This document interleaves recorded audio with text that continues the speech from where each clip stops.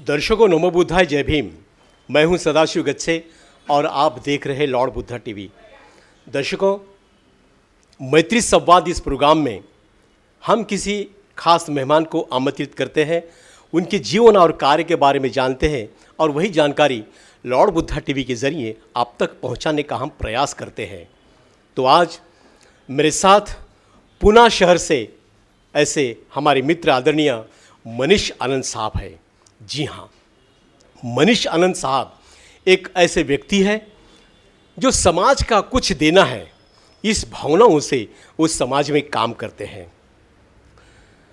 पुणे के खड़की शहर से यानी खड़की छावनी परिषद है, इस परिषद के वो 6 साल उपाध्यक्ष रह चुके हैं और पुणे शहर के कांग्रेस कमेटी के वो उपाध्यक्ष है। और पुणे शहर जो है मनपा है, इस मनपा में उन्होंने 2 वर्ष यानी 2 टर्म उन्होंने लिए हैं।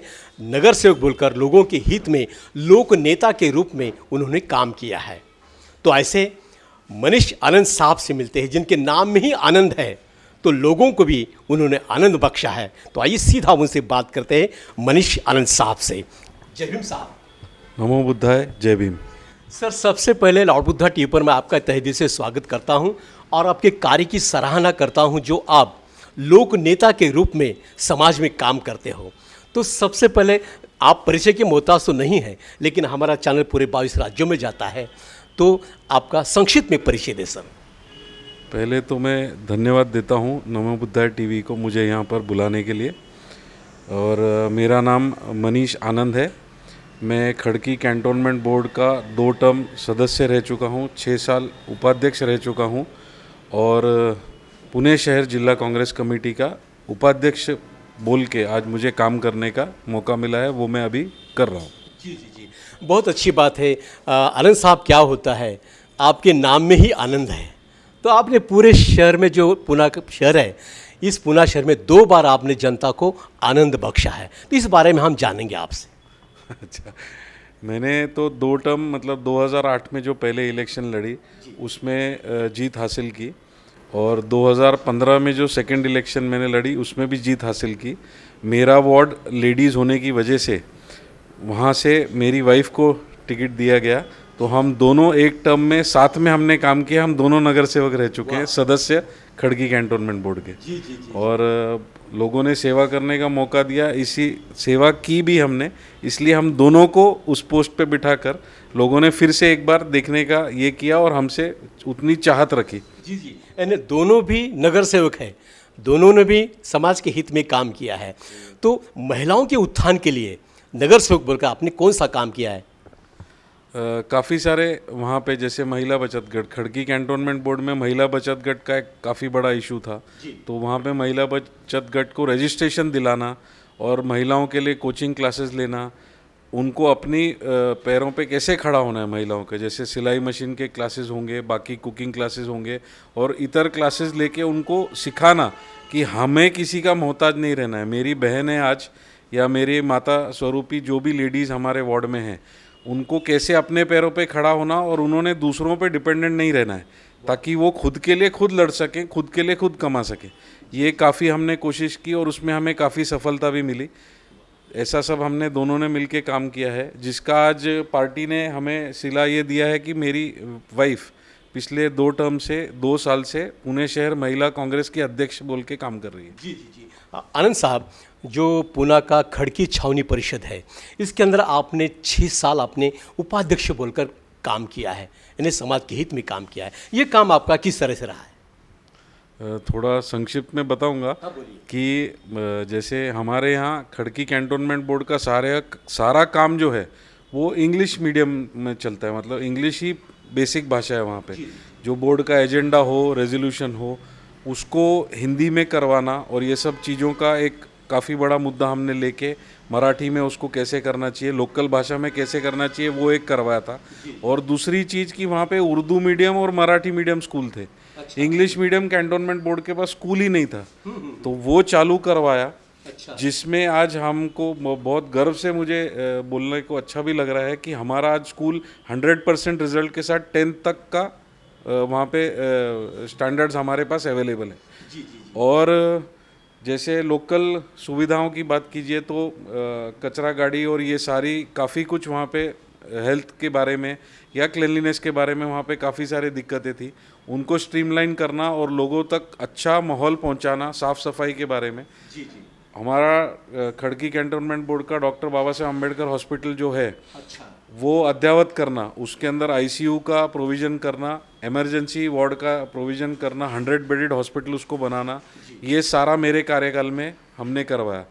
और एक स्पोर्ट्स पर्सन होने की वजह से, जैसे मैंने स्कूल में मैं नेशनल फुटबॉल खेल चुका हूँ, अच्छा। मैं डिस्ट्रिक्ट चैंपियन बॉक्सिंग का रहा हूँ, वाह। और आगे चल के अभी मेरे खुद के क्लब्स भी हैं, प्लस मैं हॉकी से रिलेटेड हूँ। हॉकी का मैं महाराष्ट्र का जनरल सेक्रेटरी हूँ। जी जी जी। तो एक हॉकी स्टेडियम खड़ा करने के लिए बहुत सी मेहनत मशक्क़त की। अच्छा। और अच्छा भी लगता है कि वो स्टेडियम आज खड़ा है, अरे वाह। सिर्फ एस्ट्रोटर्फ का इंतज़ार है। बहुत अच्छी बात। तो अगर लोगों ने इस बार मौका दिया और शिवाजी नगर से अगर रिप्रेजेंटेशन मुझे देने दिया करने के लिए अगर विधानसभा में, तो 100% मुझे यकीन है कि मैं वहाँ पे एस्ट्रोटर्फ ला सकूँगा हमारे खड़की वालों के लिए, जहाँ से हमने 12 ओलंपिक प्लेयर और कितने ही अनगिनत इंटरनेशनल प्लेयर्स दिए हैं। वाह, बहुत अच्छी बात। तो ऐसा जो पब्लिक के लिए सुविधा का काम था, जैसे एजुकेशन हुआ, हेल्थ हुआ और स्पोर्ट्स हुआ, इसमें फील्ड में काफ़ी कुछ काम करने का मौका दिया और वो उसमें काफ़ी हद तक मुझे लगता है कि मैं सफल रहा हूँ। अच्छा जी। आनंद साहब, अभी स्कूल की बात आपने निकाली है, जो मनपा के स्कूल होते हैं और महाराष्ट्र शासन का एक जीआर है कि हर स्कूल में संविधान की जो उद्देशिका होती है ये पढ़ाया जाए, तो इस पर आपने ध्यान किस तरह से दिया है? इसमें हमने ऐसा कि हर स्कूल में जो उद्देशिका का एक जो चलचित्र जैसा होता है या फोटो बोलिए, उसका वहाँ पे हर बच्चे के पास कैसे वो ज़्यादा से ज़्यादा पहुँचाया जाए। सिर्फ पहुँचाने की बात नहीं, पढ़ने की बात नहीं, उसका उद्देश्य जो है पीछे का, वो हर बच्चे को सिखाया जाए। ये हमने कंपलसरी हमारे कैंटोनमेंट बोर्ड के 8 स्कूल में जब मैं उपाध्यक्ष था तब किया था। बहुत अच्छी बात है। आनंद साहब, पूना शहर के कांग्रेस कमेटी के आप उपाध्यक्ष हैं, तो ये काम किस तरह से करते हैं, पार्टी का काम किस तरह से करते हैं आप?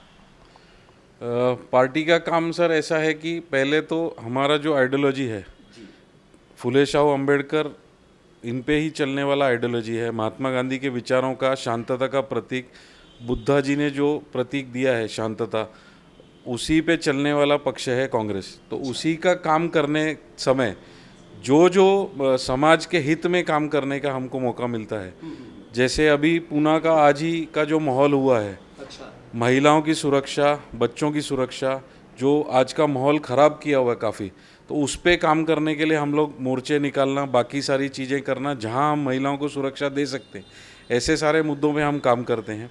जहां जहां लोकल डेवलपमेंट की बात आती है कि हम कैसे वहाँ पे लोकल डेवलपमेंट किस प्रकार से करा सकते हैं। पिछले 10 साल से हमारी सत्ता तो है नहीं, और स्टेट में भी 2.5 साल 2 साल हमको सत्ता मिली, जिसमें काफ़ी कुछ काम अच्छा करने का मौका मिला और हमने किया भी पार्टी ने। लेकिन वो क्या बोल सकते हैं कि हमारा साथ नहीं था, या जो भी हम पॉलिटिक्स के चलते वो पार्टी सत्ता परिवर्तन हुआ और फिर वही हाल महाराष्ट्र का आज हो गया है।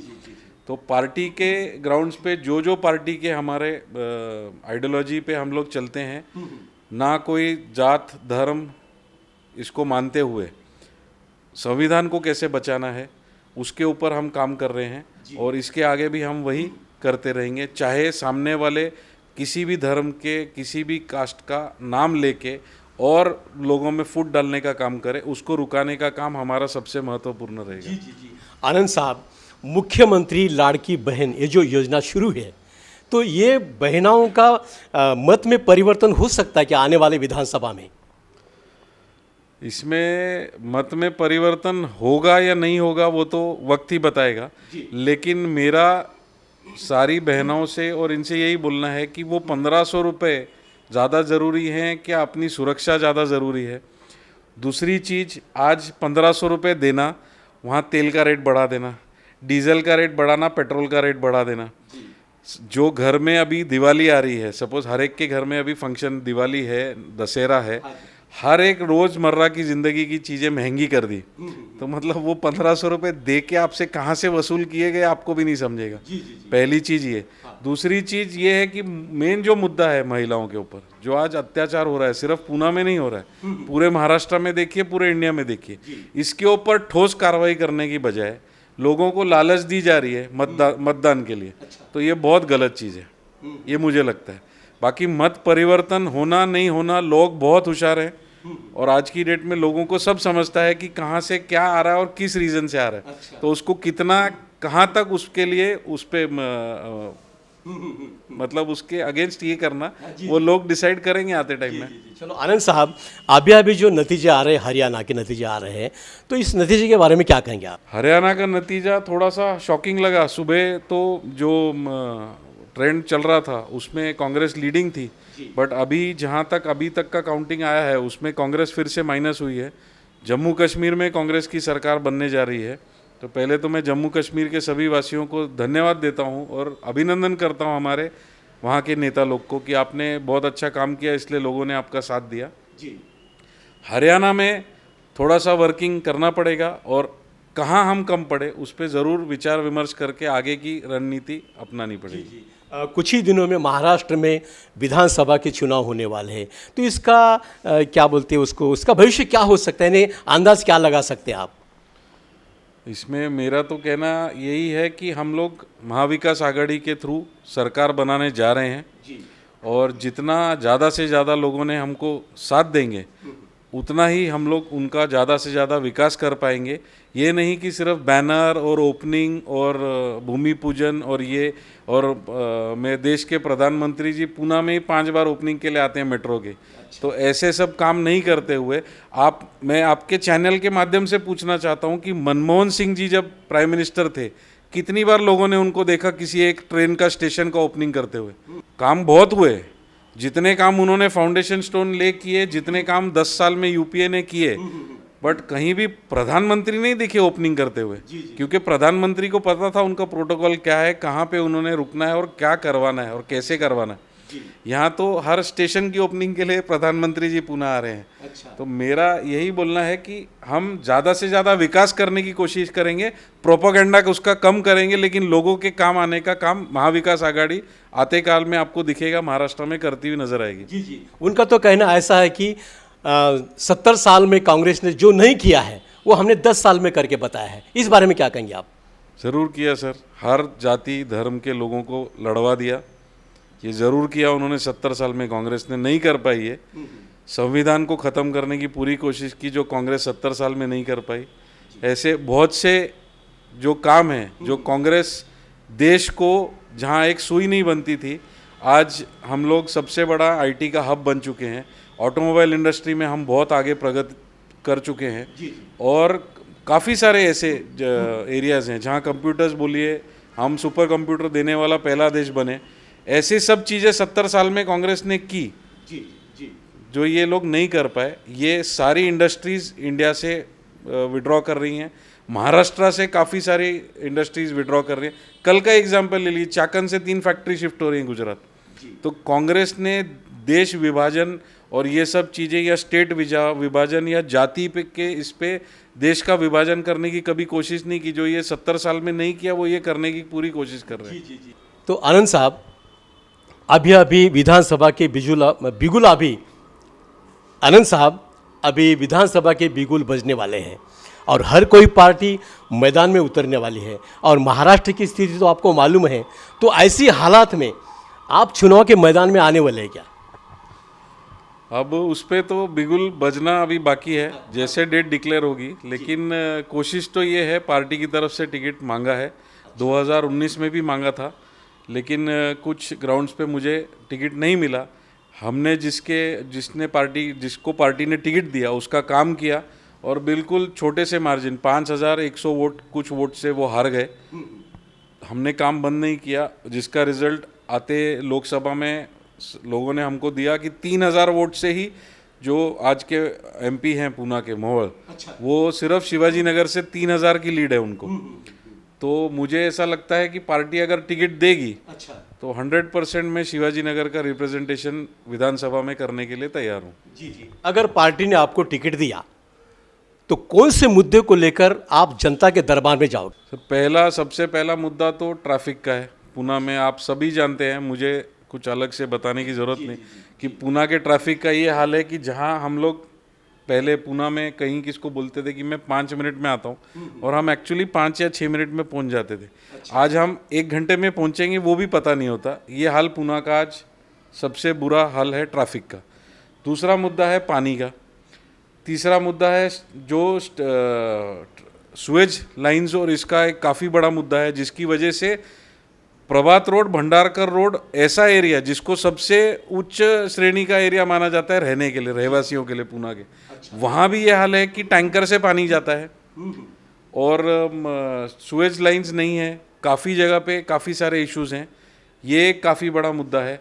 दूसरा जो लोगों के लिए मैं करना चाहता हूँ उसमें मुझे एक इंटरनेशनल स्टेडियम जैसा बालेवाड़ी का रेप्लिका, बट बालेवाड़ी जितना बड़ा नहीं, छोटा उसका रेप्लिका, जो स्पोर्ट्स के लिए हम शिवाजी नगर में खड़ा कर सकें, क्योंकि ग्राउंड्स हमारे पास बहुत हैं, प्लेयर्स बहुत हैं। बालेवाड़ी थोड़ा सा पूना से बाहर पड़ता है, इसलिए काफ़ी लोगों को दिक्कत होती है, स्पोर्ट्स पर्सन को काफ़ी दिक्कत होती है। ये एक मुद्दा मेरे इसके लिए है। दूसरी चीज़ कि पूना को वेस्ट का ऑक्सफोर्ड कहा जाता है, अच्छा, एजुकेशन की वजह से। तो आज शिवाजी नगर में जितने कॉलेजेस हैं उतने पूरे पूना में कहीं भी नहीं है, चाहे वो BMCC हो, मराठवाड़ा हो, फर्ग्यूसन हो, सिम्बाइसिस हो, गरवारे हो, मॉडर्न हो, जितने भी कॉलेजेस मैक्सिमम। और ये जो मिडिल क्लास वालों के कॉलेजेस हैं या मिडिल क्लास पीपल जो आजू बाजू के सबब से या गांव से लोग भी यहाँ आते हैं, उनको यहीं पे आना होता है, तो उनके लिए एक बहुत अत्याधुनिक हॉस्टल की फैसिलिटी, जो जो सबब से बच्चे आए वो वहाँ पे रह सके और पढ़ सके, ऐसी फैसिलिटी एक खड़ा करने का एक मेरा ध्यास है, जिसको शायद मैं पूरा कर सकूं विधानसभा में। अगर लोग चाहें मुझे भेजें तो एजुकेशन पे एक काम करना है। दूसरा, हॉस्पिटल की बहुत अव्यवस्था है हमारे यहाँ पे। शिवाजी नगर में बोपोडी का हॉस्पिटल था, खेड़ेकर हॉस्पिटल, वो बंद हो चुका है। शिवाजी नगर नतावाड़ी में एक हॉस्पिटल था, उसकी हालत बहुत ख़राब है। कैंटोनमेंट का हमने थोड़ा सुधारा है हॉस्पिटल, लेकिन किसको भी अगर कुछ इमरजेंसी होती है शिवाजी नगर में, प्राइवेट हॉस्पिटल के अलावा गवर्नमेंट हॉस्पिटल्स की फैसिलिटी नहीं है। तो उसको सुधारने के लिए पूरा प्रयास किया जाएगा। और धार्मिक साइड पे अगर हम आते हैं या अध्यात्म साइड पे आते हैं, तो जैसे हमारे पास पूना यूनिवर्सिटी है, सावित्रीबाई फुले पुणे यूनिवर्सिटी है, उसमें डॉक्टर बाबा साहेब अम्बेडकर का जो अध्यात्म सेंटर है, उसमें एक बाबा साहेब अम्बेडकर के ऊपर लाइब्रेरी या उनका संशोधन, उन पे संशोधन करने के लिए और क्या फैसिलिटी अद्ययावत दे सकते हैं, उसका एक निर्माण करना, ये मेरा एक प्रण है जिसको मैं शायद पूरा कर सकूं। क्रांतिवीर लहूजी वस्ताद साळवे जी का समाधि बन रहा है संगमवाड़ी में, उसमें इंटरेस्ट लेके ज़्यादा से ज़्यादा उसको फैसिलिटी, और क्रांतिवीर लहूजी वस्ताद साळवे क्या थे उनके ऊपर की जो स्टडी है वो लोगों तक ज़्यादा से ज़्यादा कैसे पहुंचा सकूं, उस पे काम करने का मैं कोशिश करूंगा। और यही सब मुद्दे हैं जिसमें लोगों के सामने रख के मैं इलेक्शन लड़ने की कोशिश करूंगा और लोग मुझे साथ देंगे, ये मुझे विश्वास है। आनंद साहब, लॉर्ड बुद्धा टीवी के माध्यम से पूरा देश अभी आपको देख रहा है, बातें सुन रहा है आपकी, तो लोगों से क्या अपील करेंगे आप? लोगों से यही अपील करूंगा कि हमको संविधान बचाना है और संविधान के साथ खड़े रहना है। बाबा साहब ने जो हमको राइट्स दिए हैं उसके लिए हम लड़ रहे हैं, आप हमारी लड़ाई में शामिल हो जाइए। और इसको हमको जो धार्मिक रूप से भारत का रूपांतर किया जा रहा है उसको रोकना ज़रूरी है, और उसके लिए आप लोग सब हमारे साथ जुड़िए, यही आप लोग से विनंती है। तो दर्शकों, ये थे मनीष आनंद साहब जो पूना शहर से आते हैं और पूना शहर में 2 बार नगर सेवक रह चुके हैं और पूना कांग्रेस कमेटी के वो उपाध्यक्ष हैं और आने वाले विधानसभा में वो कांग्रेस पार्टी की ओर से प्रत्याशी रहने वाले हैं। आने वाले दिनों में वो कांग्रेस पार्टी की ओर से विधायक बनकर लोक सेवा करें और लोगों के हित में काम करें, ऐसे उनकी प्रति मैं मंगल कामना जताता हूं। और समय को देखते हुए मैं मेरी बातों को यहाँ पर विराम देता हूं। फिर मिलते हैं मैत्री संवाद इस प्रोग्राम में किसी नए मेहमान के साथ। तब तक के लिए नमो बुद्धाय, जय भीम। आप देख रहे हैं लॉर्ड बुद्धा टीवी।